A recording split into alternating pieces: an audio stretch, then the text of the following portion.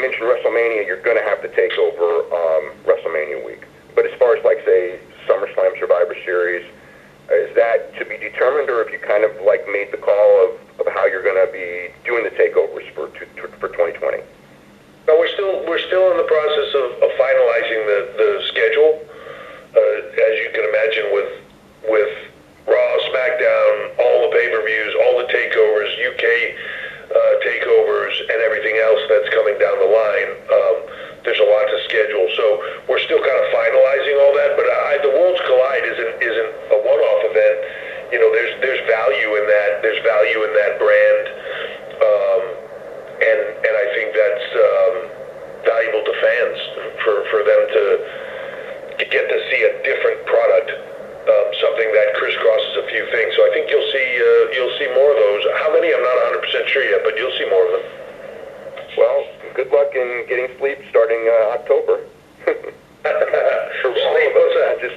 Not just you, but all of us. It's going to be really exciting. So that's a good thing. Yeah, no, I mean, I think that's what this whole thing is about. It's and you know, I know there's a lot of conversation about competition and everything else, but like the truth is, we compete with ourselves. I want to put the best show possible on every single week now. I want to put the best show possible against Raw, against SmackDown, against anybody. I want to compete against ourselves to have the best show that we can.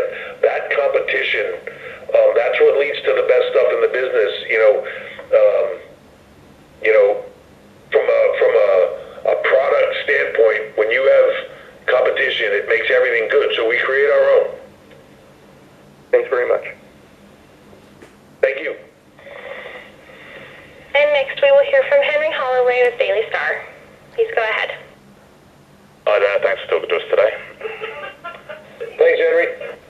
I guess my first question is, obviously we've seen a few main roster talents move down to NXT now, obviously with Tyler Breeze and Fandango and then Killian Dane, and there's been a lot of buzz on social media, as there always is this week, after Kevin Owens' tweet essentially suggesting that maybe NXT could be within his future.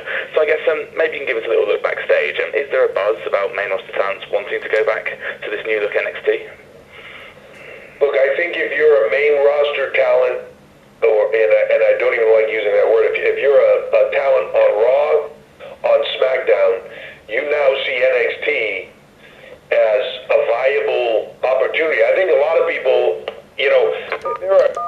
there's not a week goes by that I don't get a call from a Raw or SmackDown talent saying, hey, if you need me for anything, I'd love to come down and work on NXT and 5 events or even on the show, I'd love to be a part of it, or UK, I'd love to be a part of it. When something special like what's happening in NXT is going on, people are excited to be a part of it. When they then have the opportunity to see that shift from the network and the distribution that it had to USA Network with the distribution that it will now have, 2 hours live, that's a game changer perception-wise. So now everybody is interested. If you're not in the mix of something incredible right now on Raw or SmackDown, you're thinking to yourself, well, I wonder if I could do something there, or I wonder if I could do something here, or if there seems to be no plans for you moving forward. And there's ebbs and flows in everybody's career. So as soon as there's a downtime, yeah, everybody's thinking about it right now. As far as Kevin Owens goes, I think Kevin Owens is one of the best, most talented guys in the industry today. If there was an opportunity for him to be in NXT, I would jump at it. If he is legitimately fired, I would jump all over that. And if there's opportunity for a lot of talent, I don't see the barriers, and I don't see any blockage to anyone going anywhere at this point in time. So if the opportunity is right for somebody to make the lateral shift over to a Raw or a SmackDown from NXT or vice versa and come back into NXT or for the first time come into NXT, if they are talent and feel like they can hang in the ring doing what we do, then love to have them. Thank you very much. I guess my second question is, obviously NXT UK will become I think it will become the default most network exclusive show once NXT moves over. So I guess would there be any ambitions in the UK to move NXT UK to a broadcaster so it can also be shown live, or is that a bit too far down the line to be thinking about that? Yeah, I think just like with NXT, we're constantly evaluating where all of our content goes, and that includes digital and social. So kind of getting that expansive reach. When you have 1 billion social media followers and the number one show on number one channel on YouTube, you have a lot of options. So what do we put out there where is a constant evaluation process. Some stuff has to live in that YouTube world and in that kind of everybody can just click on and see world. Some of it has to live in our network world and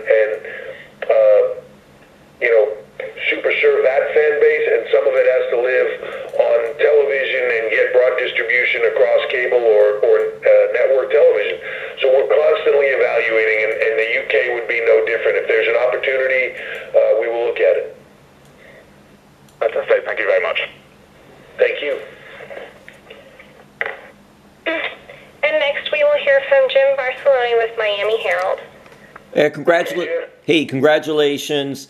I was just curious about, I know you talked about 2 hours, but I was curious about the thought process and decision to go 2 hours compared to 1 hour or even 3 hours. Well, just me personally, I wouldn't want to go 3 hours. Every hour that you add gets exponentially harder. It really does. 2 hours, so for the last, couple of years, one of the more difficult things in the NXT brand has been just bandwidth of, we have a lot of talent, and I'd like to debut them, and I would like to get them on TV, and I would like to put them here, and I don't have the space. So as you were constantly building or building storylines towards takeovers and everything else, and with an hour show, the real estate of where you could put people, there was constant, every single episode that we would do, I would be like, man, I would really like to get this person on the show, and I just don't have the space for it. Man, I would really like to debut this person or get them out there, and just running out of room. So the 2 hours to me is not about speeding up anything or storylines or increasing the amount of time that you see talent. It's about having the opportunity to debut more and letting more talent shine, which, I talked about a few minutes ago about the competitiveness of that. When you give an opportunity for more talent to shine and for them to have more opportunity to step up to the plate and take a swing, you're creating competition for spots. You're creating now competition for everybody in those spots is going to be creating, their own opportunities to make it to takeovers and to do more. So all of a sudden, if you're, at the top of the card, you're looking backwards and go, man, all of a sudden there's all these new talent on the show. I got to step up my game. And they're going to step up their game. So, it's a competitive environment that makes everybody better. And that is really, the 2 hours to me is an awesome opportunity for us to debut a lot of talent that have been chomping at the bit to show the world who they are. And they're going to get that opportunity now, and they're going to get it in the biggest way possible on the USA Network live every single week for 2 hours a week. And also, Paul, NXT is just morphed into its own huge brand.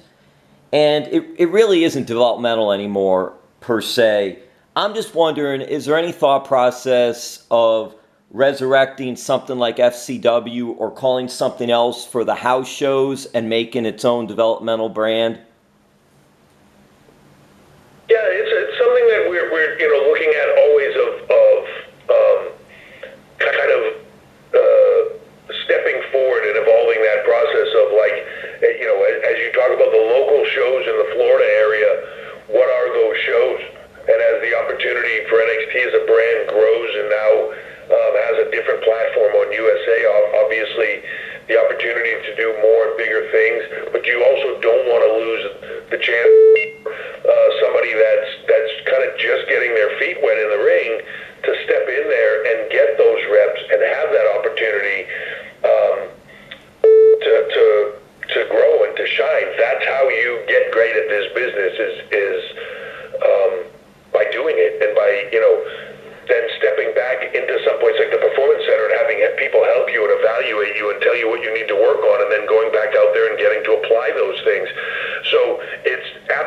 definitely something that we're looking at of figuring out the best way to make those things continue and move forward, so that everybody has the opportunity to step up to the plate and continue to grow. Thank you, Paul.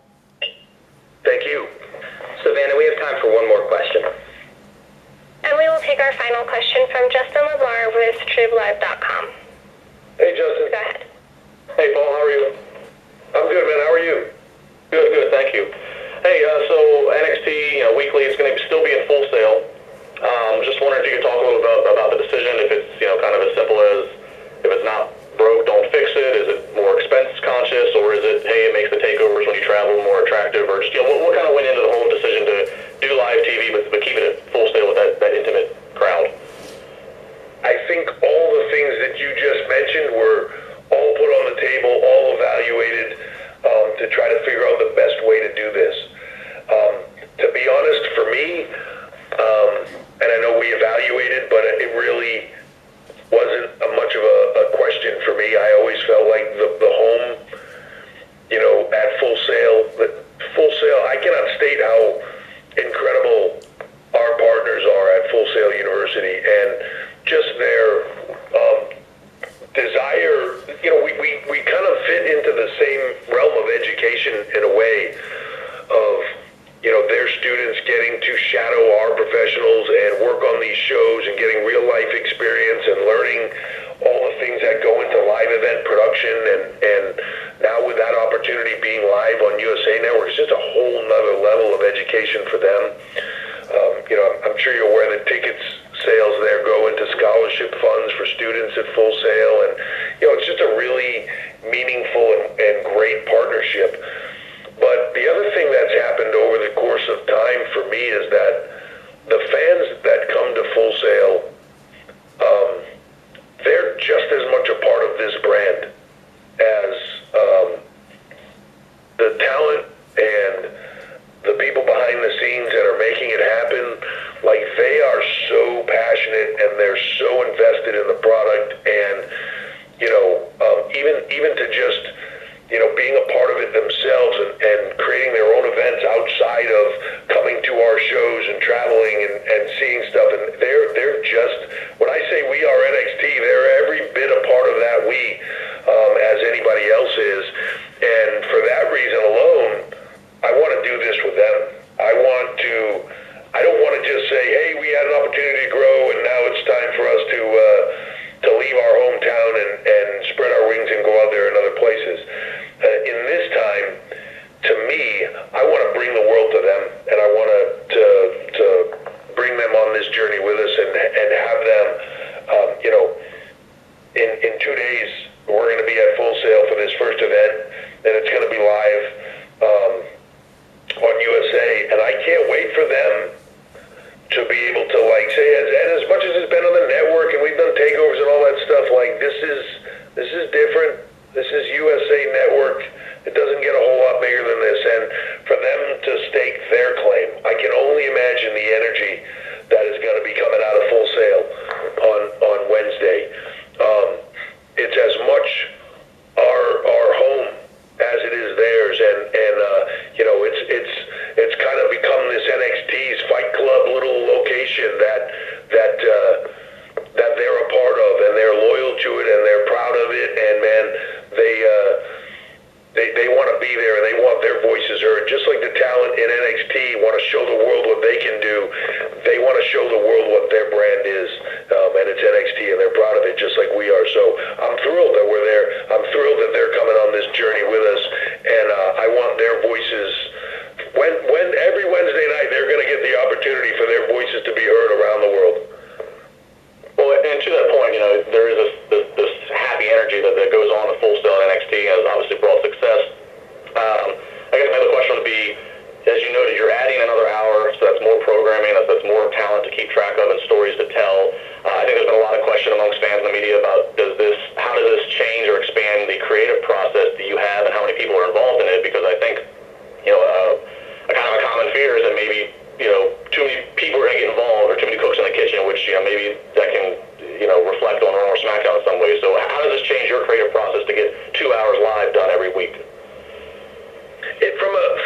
creative side of creating the actual storylines in the shows, it doesn't change.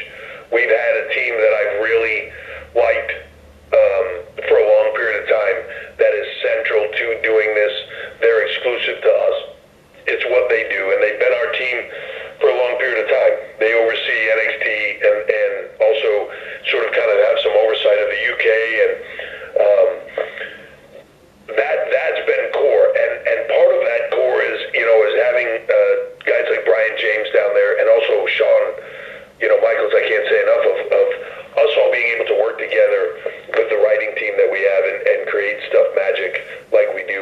William Regal, of course, a part of that. Matt Bloom, Sarah Amato, like everybody kind of weighs in and has their part of it. That's not going to change.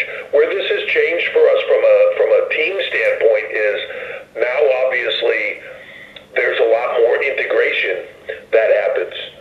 So, and by that what I mean is when things happen on NXT now, the world is getting it all at once, and you have to be ready for that, and you have to be ready for that digitally, social media wise. You have to be ready for that PR wise. You have to be ready for that with your partner USA. You have to be ready for that with your partners in that are advertising with you and sponsoring you, which that's a little bit of a different stuff. So the team expands in the communication side of expanding those roles of who's communicating with who to ensure that the product is always has a continuity of where it's headed across everything: PR, social, digital, everything. That's the expansion. But as far as the creative of it goes, I've read a lot of speculation about different people getting involved and it changing. It isn't changing. It isn't changing. It's working. There's a reason why it's working, and we're keeping it what it is. From a creative standpoint, the team is the team, and we're looking forward to that expansion to 2 hours. And like I say it all the time. There's a pride that comes with NXT of everybody that's involved in it and what we're doing. And in this moment, I think that's the most evident it's ever been. This team is chomping at the bit to show the world, what we do, that we are NXT, and to show them all. They can't wait, and neither can I. Well, thank you very much for doing this. We appreciate it, and good luck Wednesday. Thank you, Justin. Well, thank you, everybody. Oops, sorry, go ahead. At this time, I'd just like to turn it over to Mr. Levesque for any additional or closing remarks. Well, thank you very much. I appreciate all the questions. They were a really good mix today, and obviously there's going to be a lot more as we move forward, because this is a work in progress, and this is going to grow and shift and move fast. So I would love to not only continue to do this, and I've been asked that, is this going to continue, or is this going to go away because of the move to USA and the increased exposure? I would like to not only continue it, but to increase this outreach and the connectivity that the brand has with all of you, and keep that communication line open. So I look forward to doing this. I really appreciate everybody's interest and the questions, and exciting time. I really look forward to the next months and weeks and showing the world what we do, who we are, and continuing to put on what I feel are the best storylines in the industry, the best talent in the industry, and